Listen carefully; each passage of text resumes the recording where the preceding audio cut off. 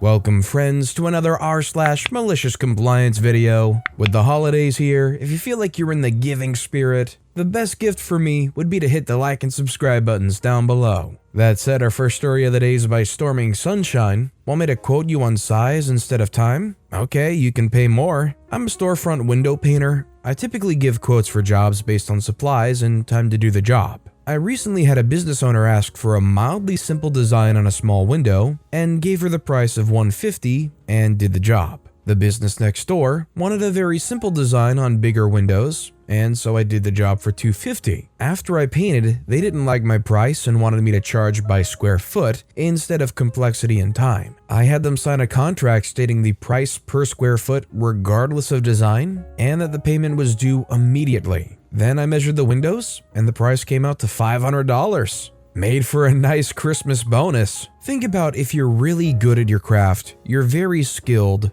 and you know the price point that's good and fair for the customer, yet they try to fight you on it and say they want some kind of formalized metric. Would you go ahead with it knowing it would cost them probably double the price? Or would you still try to give them a break? Let me know what you think in the comments down below. Our next story is by Pug C. I need to write a log of my time at work? Fine. Some years ago, I worked at a logistics facility, and leadership had a way of adding workload to middle management. Rarely did any of them last more than 3 years before they either got disillusioned or changed jobs somehow. After working the floor there for 2 years, I was promoted to a team leader. And after 3 years as team leader, I became shift leader, managing a shift of about 60 workers. We did pretty well. No other shift at this or other facilities could match our KPIs, and we did a lot of cross-training and on-the-fly adapting to the ever-changing needs of the complay and current orders and workflow. I found the work to be interesting and challenging until I got a new manager who bent towards micromanaging.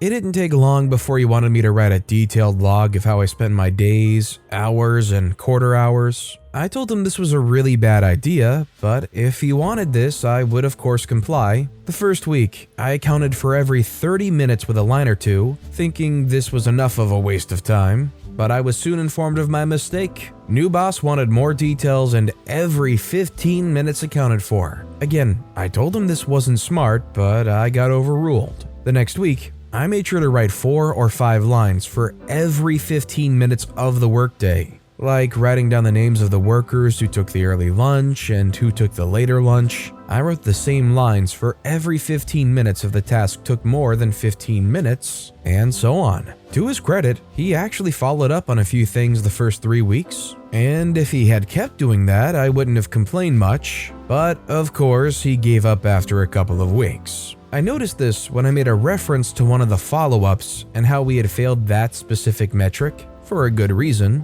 but never heard anything from him. So from then on, I suspected he had stopped reading my logs. Cue malicious compliance. After keeping the logs honest for a few weeks more, I felt secure that he never read them. I started adding a few tidbits of my own making. At first, it was a line telling him that if he used a certain phrase when talking to me the next week, I'd buy him a soda. He never used any of the phrases and thus never got free stuff. An example of a phrase could be, pineapples are best served hot, or apples are sweeter than oranges. General statements, but unlikely to pop up randomly in conversations. Boss still claimed he read every single one of my reports and ridiculed me for claiming it was a bad idea. As the weeks went on without having to pay up, my malicious compliance kept getting bigger and bigger. Eventually, I promised him $100 in cash if he would talk to me about a specific picking location in our facility during the next week. He didn't, but of course, I also started writing many relevant things into the logs, like questions for him on how to solve potential problems, telling him he needed to start planning for vacations well in advance of the holidays and such. Still no response in any way, shape, or form. If he really did read them, why not use them to get questions and potential problems on the record? So after a year of writing logs that were never read and hadn't been opened since I saved them in the assigned folder, our great leader got himself into some trouble and tried to shift the blame onto his underlings. We didn't appreciate that, especially when the cause of the trouble was written in clear text in these logs from the very first moment we discovered there might be a problem, all the way up to where it was an ongoing hindrance that cost us more and more time and money every week. Eventually, a big meeting was called with all us foremen, team leads, shift leads, and middle managers, with several big brass observing our boss trying to fix the situation. Whenever he went for one of my people, I stood up for them and told them I took the responsibility for the entire shift. There was no need for him to call out my people because I was there,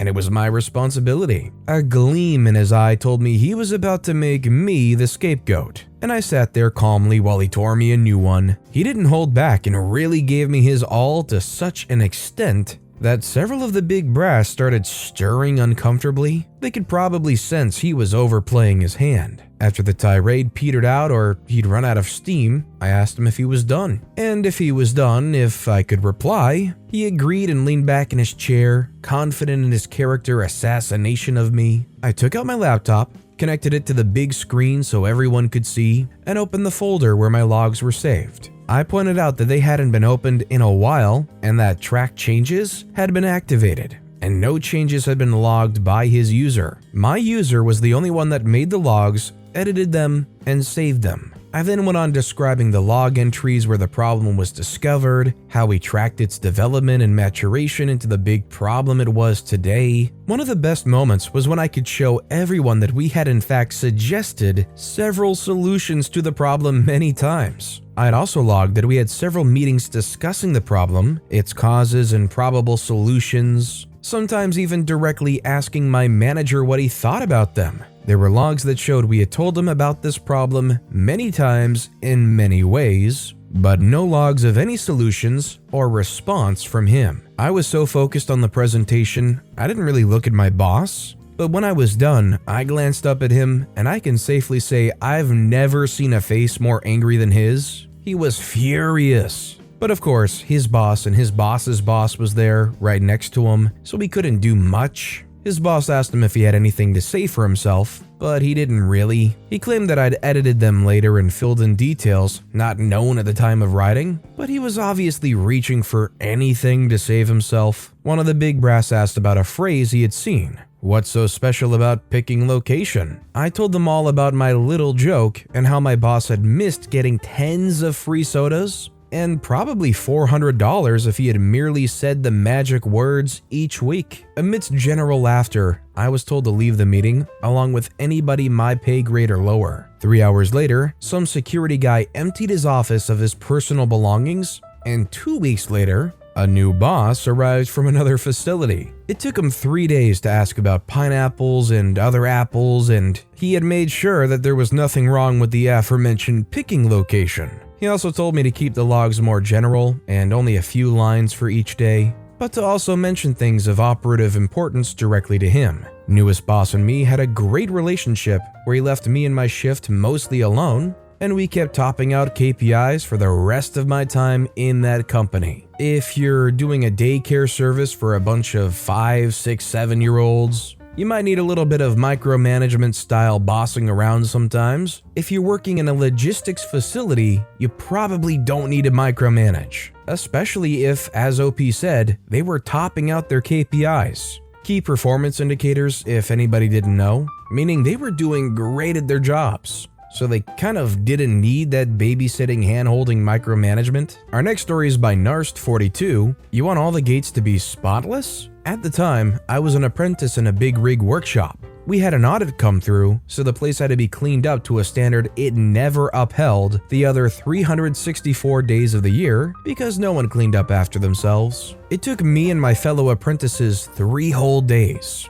On the last day, my task was to tidy up around the gates, meaning sweeping and removing the trash in the corners. There were 24 of them, each 5 meters tall, sectioned into something like 30 individual window panels. There were cobwebs on them, and I briefly wondered if I should remove them. I decided not to because the whole place was full of cobwebs, and we hadn't been asked to remove them anywhere else. Also, it would have taken me quite a bit of time to do that, and I figured there were probably more important things to be done still. I was wrong. Half an hour before closing, the guy responsible for us apprentices came up to me and asked why I hadn't removed the cobwebs. I explained and said I could still grab a broom and do it. He wanted me to use the vacuum cleaner instead and make sure all the panels were spotless. Now, my work pays overtime. I had nothing going on that afternoon, So I grabbed the vacuum, a ladder, an extension cord, and some rags and window cleaner and got to work. An hour after closing, I was about halfway done when the workshop manager came up to me and sort of awkwardly told me he had had a talk with the aforementioned guy and I could go home. I smiled at him broadly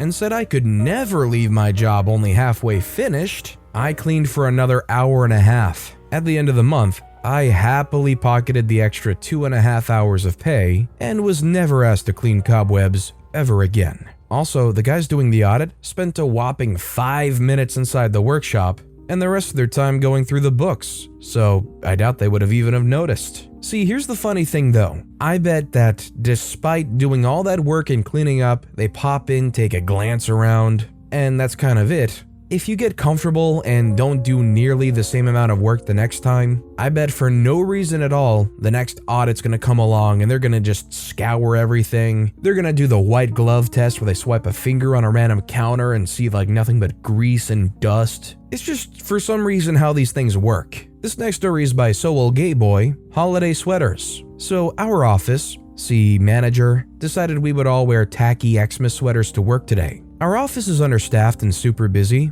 I asked if I could opt out and was given the usual guilt trip about team player, morale, etc. I found an old sweater and sewed about 20 small bells to it. I've been asked to take it off by almost everyone, and unfortunately I forgot to wear an undershirt. If I so much as answer my phone, it sounds like reindeer are running through the office. Apparently we won't be having these sorts of forced activities next year. See, here's the thing. These activities are fun for the people who want to actually take part. If you force people to do it, they're not gonna have a bunch of fun with it. You're just gonna end up with a few people that are interested in it, and then everybody else miserable and full of hatred and despising that day. And our final story of the day is by A.A. Gifford. Say I'm young and I don't know anything. With 5 years experience in parts feeders, I was hired as a mechanical engineer at a place that made machines to test computer chips. These were robotic sorting machines that first picked the parts from a tray and put them into a boat. Then the boats ran around a conveyor system and were temperature conditioned to test the temperature. Then tested, then brought close to room temperature, then sorted into their sort categories.